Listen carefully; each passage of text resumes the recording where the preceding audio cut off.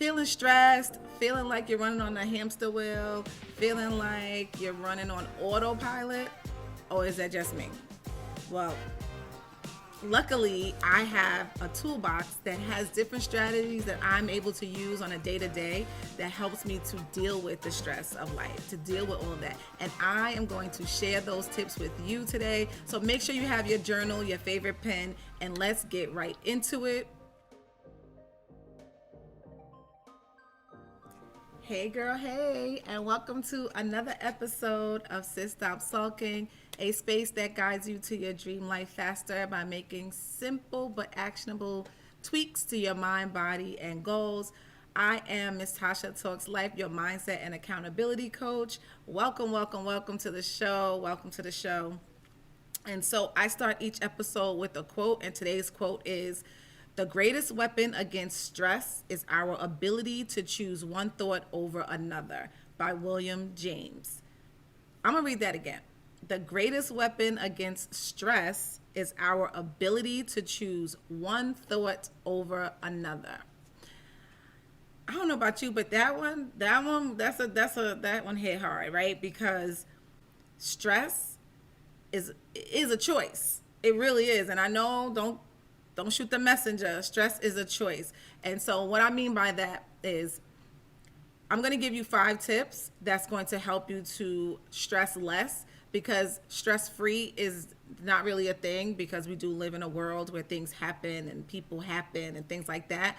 But it still is a choice on how long you ponder, how long you allow these things to affect you, how long, you let it just take you and consume you. So, and stress, number one, and people say, "Oh, stress kills." It literally does. It's not the stress that kills, but the stress is what brings dis-ease in your body. And so when you're stressing over things, when you're worrying, when you're letting things consume you, you're lowering, there's a hormone in your body, and you're lowering your immunity, and that's how you bring the diseases into your body. It's anxiety, depression, even chronic illness. So I'm going to give you some tips today, so make sure you have your pen, and let's get right to it. Now, there's no like magic formula or anything. These are just things that you need to start to do today if you're not doing them. They're simple, but intentional, right? So the first one is exercise. We are not spring chickens over here. We need to be moving our bodies. We need to be intentional. The more you move, the looser you feel, the more you're raising your endorphins and things like that. So it's very important to exercise regularly. Now, I'm not saying that you have to go to the gym and just moving your body. A walk, even if you have bad knees, you can walk a little bit. You can stretch in the middle of while you're watching your favorite show. Sit on the floor, stretch out your legs, go as far as you can. There are things that you can park a little further from your job door. Just get that walk in. You can take the stairs instead of the elevator. There are a lot of ways that you can get some type of exercise in your body. It's very important, and it releases. Like for me, when I go to the gym, there was a time when I barely went to the gym or barely exercised. It was something like, because I was an athlete all my life in school, I always felt like, I'm just naturally fit, or I got good genes, until I had my third baby. I had the third baby, and I was like, okay, I ain't bouncing back like I used to, whoa. So I had to do something different, and going to the gym wasn't my favorite, especially in the wintertime. It wasn't my favorite thing to do, but guess what? I did it, and I go to the gym, and it's more for me now than just moving. It's mental. It really is like a therapy for me. It really is. It's like a meditation. So exercise has super benefits that's going to help you to reduce your stress levels, okay? Because it's true, there's a lot of things that can hold stress, but like William James said, it's a choice. Okay, tip number 2, practice mindfulness. Now, when you hear mindfulness, people think like, oh, meditation, kumbaya, all of this extra stuff, music. That is a phenomenal way to practice mindfulness, meditation, prayer, and all of that.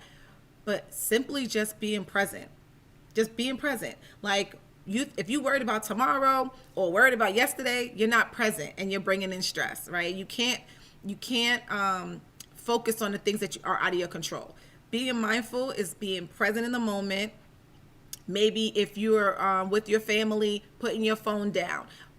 Do you remember back when we was in high school and we had periods in a day, like where first period, math, second period, social studies, third period, gym. When you're in those periods, when you're in math class, you're only focused on math. When you're in gym, you're only focused on gym. You're not thinking about math, right? And for certain, when you're in on lunch in the cafeteria, you're not thinking about social studies, right? So you want to think about that when you think about being mindful. You're sitting in the moment, present. What's going on today? That's what I'm focusing on. I cannot control an hour from now, and I cannot control an hour ago, right? So that's a big way to reduce stress in your life. So I want to hear from you before I continue. From 1 to 10, what is your stress level in your life today, right now? It's even me talking about this, is this raising your stress? Like, let me know in the comments, 1 through 10, what is your level of stress? What is causing the stress? What do you think you need? Let me know, because also this content, these videos are for you. So if you let me know in the comments what you want to know, what you want to hear about, what strategies, because I have a tool bag full. So let me know in the comments, level 1 to 10, what's your stress level and what do you need help with? How can I support you? Okay. All right, let's get into it. Number 3, this one is the most underrated form of self-care and a stress reducer. Get enough sleep. Okay. Now, I'm not going to say, I know the gurus and everybody say 6 to 8 hours, whatever. I'm not going to tell you how many hours you need for your body and how you function. But you know when you wake up and you're tired, or you know when it's time to go to bed and you're not going to bed. So you want to make sure that you're getting enough sleep. And I'm going to tell you right now, that saying, get your beauty rest, that's real, right? If you don't get enough sleep, you're going to look tired. You're going to have bags. You're going to get wrinkles. You just, sleep is bae, okay? I would get my nap throughout the day. And it's like, if I don't get a nap, I'm a little bit like a little off, right? And so that is the most underrated. Make sure you write that one down, put a star next to it, underline it, whatever you want to do, get some sleep. And I know you're like, well, I work all day. When I come home, I got my kids. There is systems in place, procedures, routines, things that you can do where you are getting ample amount of sleep. That is such a self-care hack. That adds life to adds years to your life that people just don't understand. They just don't get it. So that's number 3. So just quickly, 1, exercise regularly. 2, practice mindfulness, being present. 3, get enough sleep, go to bed. And then 4 is connect with others. I can't even explain like how important it is to find community, to be around like-minded people. Just number 1, because when you're around the right people, you realize that you're not alone. You realize that you're not the only one dealing with this, whatever it is, right? And I am in multiple communities because they serve me in different ways. But it's very important to surround yourself with people. I remember, I would say a year ago, I went through a period of isolation, and it was partially isolation and partial solace, right? Because I went through this period of being just by myself, alone, and it's not healthy because you are only left to your own thoughts, understanding. Sometimes you start to just make up stuff in your head, make up scenarios, and or you have nobody to show you yourself, right? And so it's very important to seek community and understand that you're not alone. You got support. People want to see you. The right people want to see you win, want to see you okay, and it's a relief when you let it out. Like I had a sister circle the other day with my friends and my sisters, and it was just so much love. I left out of there. First of all, I was a ball of emotions. One thing, if you're new here, you will get to know that I am super sensitive, like, and I was just a ball of emotions because I was surrounded by people that seen me, that heard me, that loved on me, right, that supported me. And then because there was an activity that you go around and you were kind of saying, how do you feel? Like, what is a word to describe how you feel? And everybody's going around, and there was some people that was saying great things, and there was some people that were being, that weren't in a good space. And when I didn't know what I was going to say, and so when it came around to me, because I'm actively listening to my sisters, I didn't know what I was going to say. The first thing I thought of was tired, right? And I'm like, the first thing that came out of my mouth was, she's like, how are you feeling? I was like, tired.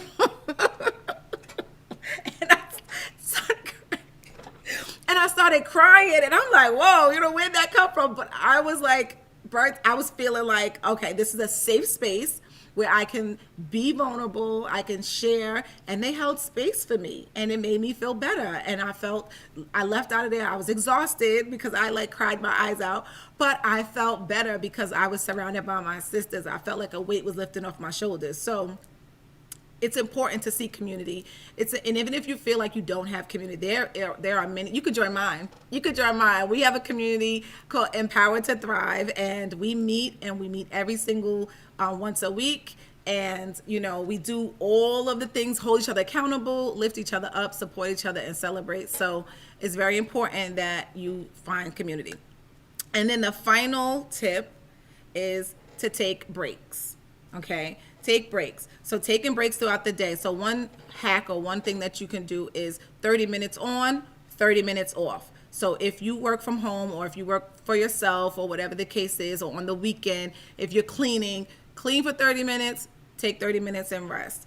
Work for 30 minutes, take 30 minutes and rest. If you're creating content, take 30 minutes and rest. And then you get more done, as opposed to burning out and or being distracted, and not getting anything done and feeling overwhelmed and stressed out from that. So that's another tip. Take breaks, this breathing exercises, walking, and all of those things. Okay. So I'm going to recap really quickly. We have exercise regularly, practice mindfulness, get sleep, go to bed, connect with friends, find a community that suits your needs, and then take breaks often. All right. So let me know in the comments which one you're going to implement starting today. And if you need some support, I am your girl. Hit me up. All platforms, Tasha Talks Life. And before we end this episode, we always end with our mindset declarations. I deserve to move through life with ease. I give myself permission to have boundaries. And I am living a stressless life. So if this episode helped you, let me know. And I want you to have the most amazing week. Remember that your past does not dictate your future. Till next time.